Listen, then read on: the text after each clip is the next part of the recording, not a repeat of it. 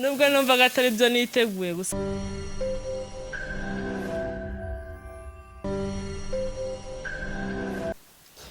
nazanye sheri wanjye ubu ngubu agiye kubibwira kugira ngo mujye munabana umunsi ku wundi munamuzi. ibintu ni moto abantu bashaka kwamamaza bafite ibikorwa bigiye bitandukanye turahari, nimero ziri aho hasi, tugiye kuganira, ndabizi ko muri buryoherwe. Komera cyane. Komera. Meze fresh. Yameze neza cyane. Yego. Uramutse usanze ndimo guteretana n'undi mukobwa wabyitwaramo gute?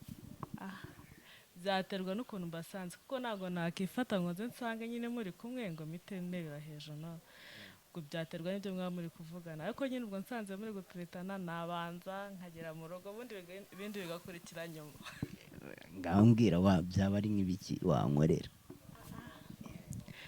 Kubera ko nyine bitari byambaho ntabwo nakumva reaction nagira, wenda bimbayeho nibwo namenye ko mbye, gusa ntabwo byaba ari byiza nicyo nzi cyo. Ntabwo byaba ari sawa. None se mufitiye surprise? Yes, surprise. Yes, surprise. Surprise nga fora ni nk'iki nakuzanira ukumva urishimye cyane? Imodoka, indege, inzu, ikibanza, inkweto, shanete, iki? Nyine ibyo byose ubigira ko wabanje kurya, wenda iyo uriye ibindi nyine biza nyuma cyane rwose, ibyo biza nyuma y'ibiryo, ibyo byose uvuze bikurikira ibiryo.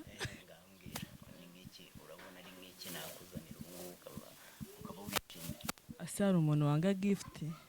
Ndakeka nta gift iba ntoya, gift iyo ari yo yose yanshimisha, kandi ntabwo umuntu yaguha ikintu ngo ukigaye, ntabwo byari sawa, ikintu cyose yaguha. Ni nk'icyo ubona nakuzanira? Ni byinshi ukunda kuzana, ntacyo nafora, ubwo niyo ikiri buzane ndakira icyo ngicyo. Noneho uyu munsi nazanye voka imbere ya kamera. Nazanye voka imbere ya kamera. Ukambwira ngo ngiye kuri voka imbere ya kamera? Ko bigoye. Urabizi nazanye amagi nzanye iki, ariko ubu ngubu ngiye kuzana voka tuyirire hano imbere ya kamera, kandi ntabwo uri buve hano utayiriye. Voka? Yes. Okay, ndayirya. Nose nta muntu utazi ko ndya.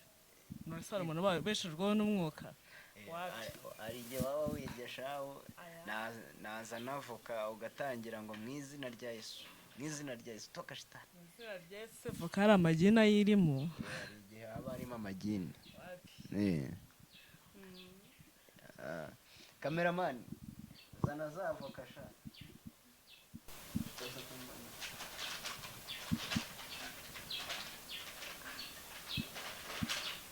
Mumfashisha. Kangufashe n'ubundi dufashe, ubwo nyine naje kugufasha. Capati mani. Muri make ngize umuhinde, ko abahinda rero barya capati buri munsi. Umva ibi bintu byose ubona tugiye kubirya, kandi ninjye nawe tugiye kubisangira. Ko bigoye se? Bigorana ibiki? Ko nzi ko utajya gukunda capati none uyu munsi wazitekereje gute? Ko nzi ko utajya gukunda capati none uyu munsi wazitekereje gute? Birantunguye kabisa. Biragutunguye? Ku mutima urumva umeze gute? Ni surprise nyine idasanzwe, numvaga ari nka pizza uzanye cyangwa baga. Kandi nakubwiraga voka wari wayemeye? Nyine voka numvaga iri muri baga mo indani, ntabwo nyine numvaga nyine ari voka isanzwe nyine tugusa. Ubwo ngubwo ngiye kubwira kameramani abisubizeyo. Nakundi nyine byaje ntabwo twabisubizayo, turabirya. None ko umuntu twiyemeje gusangira sinagahiye habe voka.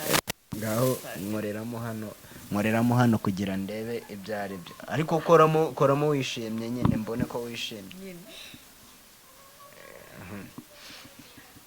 Uribona mikese? umva abakunzi ba RIV Entertainment umva izi capati zirasa neza nk'iziryoshye nshuti yanjye umva mubwire mbaye nomero y'ahantu yazikuye ndaza kuzimubaza numva ahantu yazikuye ukuntu zisa neza zishobora kuba ziryoshye umva reka nshune kuriye mbere yanjye ko nari ngiye kubashunira nkabumvira reka kugira ngo mfe nishwe n'amafembo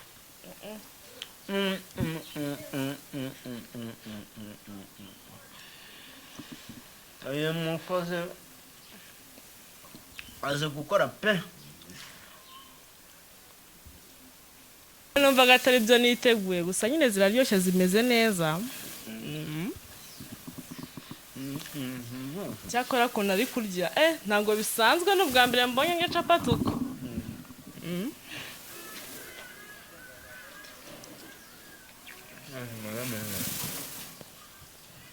bro ushobora ugifite n'ibindi se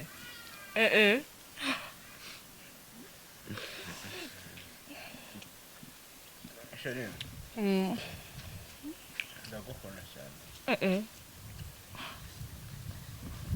ndagukunda ariko kamanze njye thanks akoze kubwi surprise nyine biranonguye bamugaye niyo surprise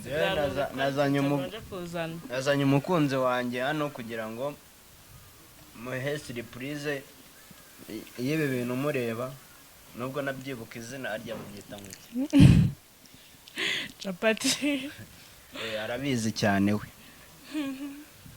bakunze bacu ba RIV Entertainment rero byo mugumya mudukurikirane mukande subscribe like and comment nimunabikunda mu bisharinga cyangwa munabireke tuzagumya tubyirebere